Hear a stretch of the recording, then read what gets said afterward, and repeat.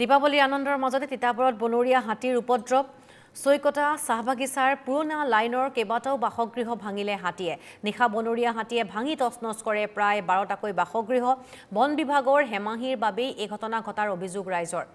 হাতীৰ দলটো পাৰ হৈ যোৱাৰ সময়ত নাছিল বনকৰ্মী যাৰ বাবে হাতীয়ে ভাঙি তছনছ কৰে বাসগৃহ কেইটা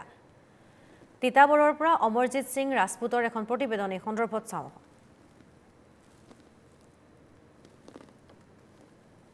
হয় দেশজুৰি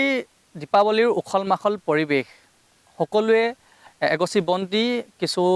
লাইটেৰে উজ্বলাইছে নিজৰ ঘৰখন আলোকিত কৰিছে সমগ্ৰ চৌপাশ তাৰ সমান্তৰালভাৱে দেখিবলৈ পোৱা গ'ল যে তিতাবৰৰ ছয়কটাৰ 9 নম্বৰ ৱাৰ্ডৰ পুৰণা লাইনৰ হাতীৰ উপদ্ৰৱত এতিয়া ঘৰখনত যে এগছি বন্তি জ্বলাই আলোকিত কৰিব সেই পৰিৱেশ এতিয়া শেষ হৈ গৈছে মই পোনে পোনে সত্যৰ জৰিয়তে পৰিৱেশটো দেখুৱাবলৈ চেষ্টা কৰিছোঁ যে এখন ঘৰ দীপাৱলীৰ সময়ত ঘৰখন চাফ চিকুণ কৰি সকলোৱে এগছি বন্তি জ্বলায় চাকি বন্তিৰ যি পোহৰে আলোকিত কৰে চৌপাশ কিন্তু সেই সময়তে দেখিবলৈ পোৱা গ'ল যোৱা নিশা গিবন অভয়াৰণ্যৰ পৰা খাদ্যৰ সন্ধানত ওলাই অহা এটা বৃহৎ বন্যহস্তীৰ জাকে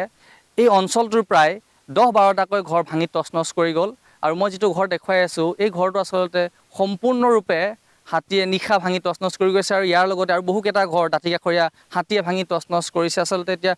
প্ৰশ্ন উঠিছে যে ব্যাগুম বন বিভাগ আছে ব্যাগুম বন বিভাগে প্ৰতিটো সময়তে যিসমূহ হাতী খাদ্যৰ সন্ধানত বনাঞ্চলৰ পৰা জনাঞ্চললৈ ওলাই আহে সেইসমূহ তেখেতলোকে নিৰীক্ষণ কৰে সেই হাতীৰ পৰা যাতে কোনো লোকৰ যাতে অনিষ্ট নহয় সেয়া তেখেতলোকৰ চোৱা চিতা দায়িত্ব থাকে আমি কথাও পাতিম যে যথেষ্ট এক দুখ লগা ছবি উৎসৱৰ সময়ত সকলোৱে আনন্দ কৰে কিন্তু সেই আনন্দ এতিয়া আপোনালোকৰ কাৰণে যেন এতিয়া হাতীয়ে সেই আনন্দ কাঢ়ি নিছে